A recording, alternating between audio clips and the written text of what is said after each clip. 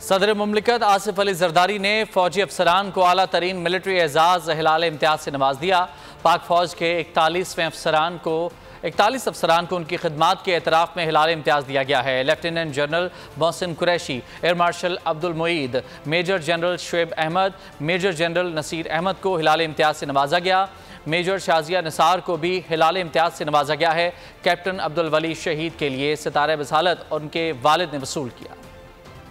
सदर मुमलिकत आपकी मंजूरी से अफवाज पाकिस्तान के आला अफसरान की मिसाली कारकर्दगी, गैर मामूली पेशावराना लगन और कौमी खिदमात के एतराफ़ में आज की इस पुरवकार तकरीब में सदर मुमलिकत इस्लामी जमहूरिया पाकिस्तान इन बासलाहियत आला अफसरान को उनकी पेशावराना महारत, काबिल सताइश कायदाना और इंतज़ामी सलाहियतों के एतराफ़ में हिलाल इम्तियाज़ अस्करी के एजाज़ से नवाजें। कैप्टन अब्दुल वली को बाद अज शहादत सितारे बसालत का एजाज़ अता किया है।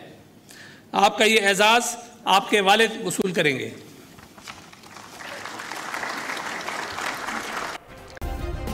सब्सक्राइब करें और बेल दबाएं ताकि कोई खबर रह न जाए।